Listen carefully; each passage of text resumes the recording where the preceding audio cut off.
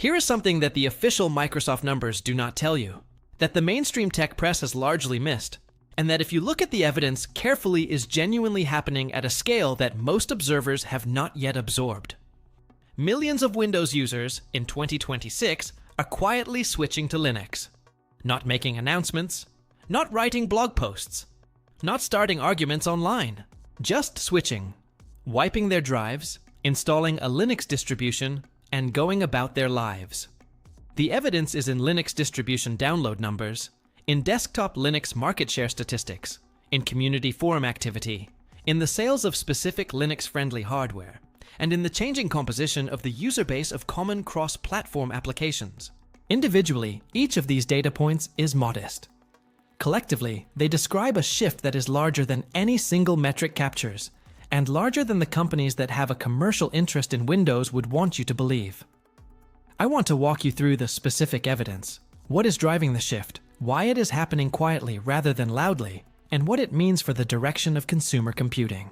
Let me start with the numbers that are most directly observable. The Linux kernel development team, and the teams behind major Linux distributions, track download statistics as a matter of routine.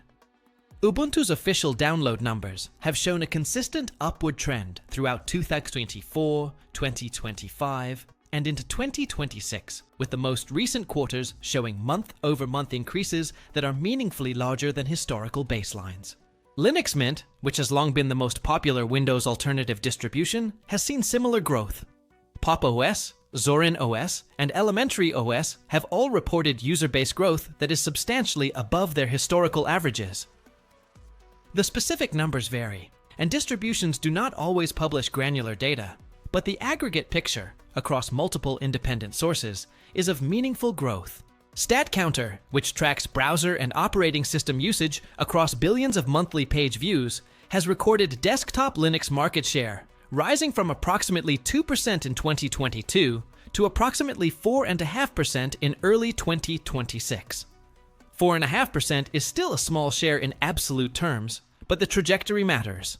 Doubling over 3 years is the kind of growth that, if sustained, takes a platform from being a niche to being significant.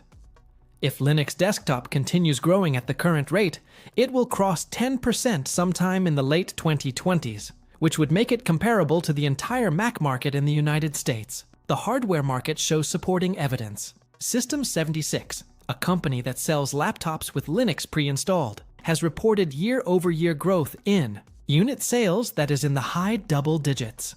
Framework, which sells modular laptops with strong Linux support, has reported similar growth.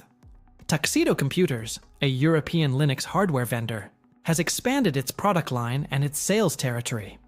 Dell, HP, and Lenovo have all expanded their Linux laptop offerings, and while none of those major vendors reports specific Linux unit sales, the expansion of their product lines suggests internal data showing meaningful demand. Steam, the gaming platform, publishes a monthly hardware survey that includes operating system breakdowns. Linux's share of Steam users has risen from approximately 1% in 2022 to approximately 3% in early 2026. The Steam Deck, Valve's handheld gaming device running Linux, has contributed to this rise, but even excluding Steam Deck users, the desktop Linux share among gamers has grown. This is a particularly notable shift because gaming has historically been the strongest case for Windows, and gamers defecting from Windows to Linux is the kind of change that cuts against the platform's most reliable audience. Forum activity and community metrics tell a complementary story.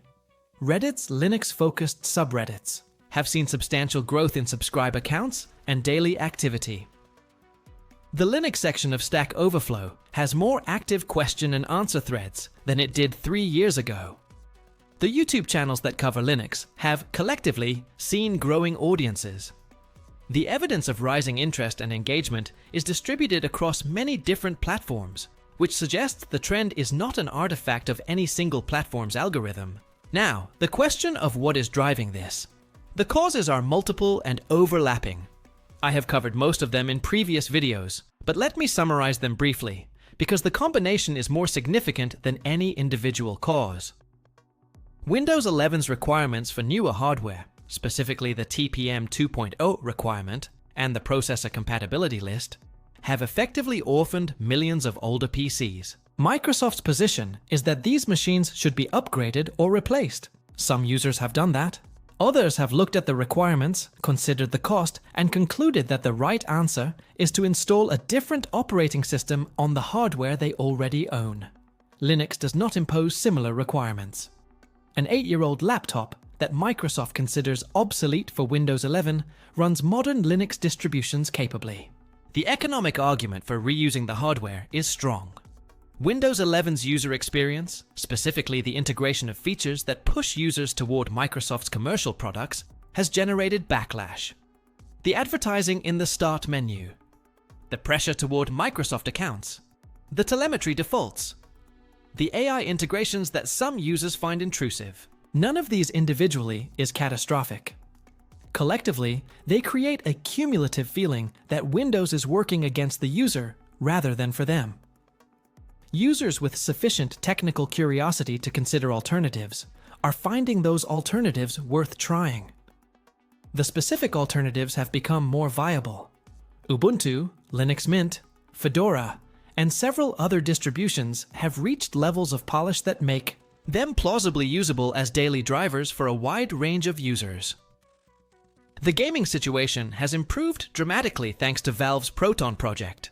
The professional software situation has improved through Wine and Bottles and through native Linux versions of tools like DaVinci Resolve.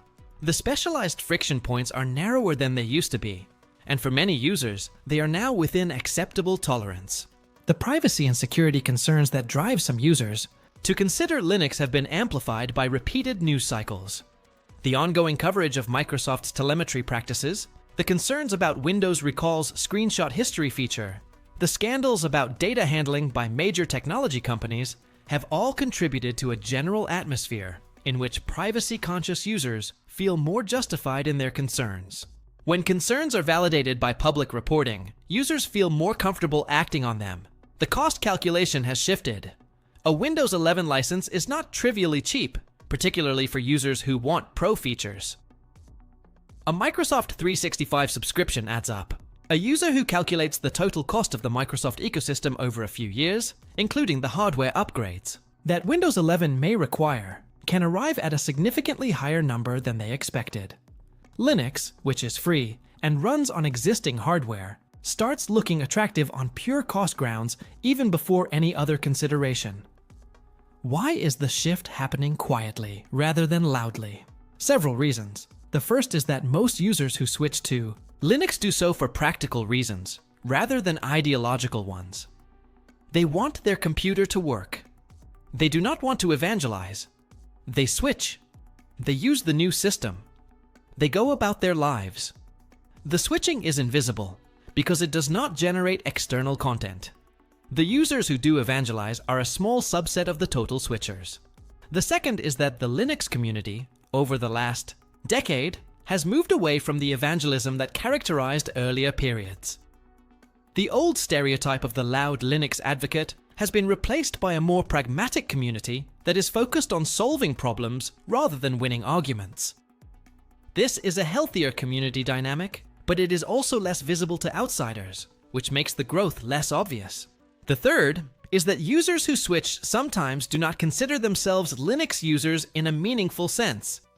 They consider themselves Chromebook users, or users of a specific distribution they installed once, or users of a pre-configured device they bought from a Linux vendor. The identity of being a Linux user is less attached to the act of using Linux than it used to be, which means the population of people running Linux is larger than the population of people who identify as Linux users. The fourth is that the tech press has been slow to update its framing of what Linux is. Many tech publications still treat Linux as a niche for enthusiasts and frame Linux stories in ways that reinforce that framing. The reality that Linux has become a mainstream alternative for a meaningful slice of the desktop market has not fully registered in the coverage, which means the general public reading tech news gets a picture that is several years out of date. What does this mean for you? If you have been curious about Linux but have felt alone in your curiosity, you are not alone. You are part of a significantly larger population than the mainstream coverage suggests. The decisions you might make are being made by millions of others simultaneously, and the resources to support those decisions are better developed than they used to be. Distribution documentation is better. Community support is more responsive. Commercial support is available for users who want it. If you have been on Windows and you find yourself frustrated by some of the directions Windows has been going, the grass is genuinely greener in some places. Not in every place. Some frustrations are universal. Some things that Windows does well, Linux does worse. The honest comparison depends on your specific needs. But for a larger share of users than was true 5 years ago, the comparison now favors Linux. If you are a professional who makes recommendations to others about their computing choices, you are doing a disservice to anyone who could benefit from Linux if you continue to dismiss it as a niche. The niche has grown. The niche is increasingly not a niche at all. Your recommendations should reflect the state of the options in 2026, not the state of the options in 2016. The broader observation is that consumer computing is, for the first time in a long time, in a period of genuine pluralism. There is not a single dominant desktop operating system anymore in the way there used to be. Windows is still the largest. Mac is well established. Linux is rising. Chrome OS is significant in specific markets. The choice among these options is real, and the consequences of the choice are meaningful.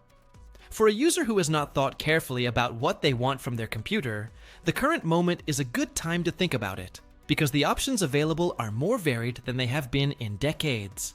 Subscribe for the next video, where we walk through the specific considerations for deciding whether Linux is the right move for a specific user, including the questions to ask yourself and the pitfalls to watch for. And in the comments, if you switched to Linux in the last year, tell me what finally pushed you to do it. The stories of why people made the switch are, I think, more interesting than the aggregate numbers, because the stories reveal the specific moments where the trade-offs tipped. Those moments are how the shift actually happens.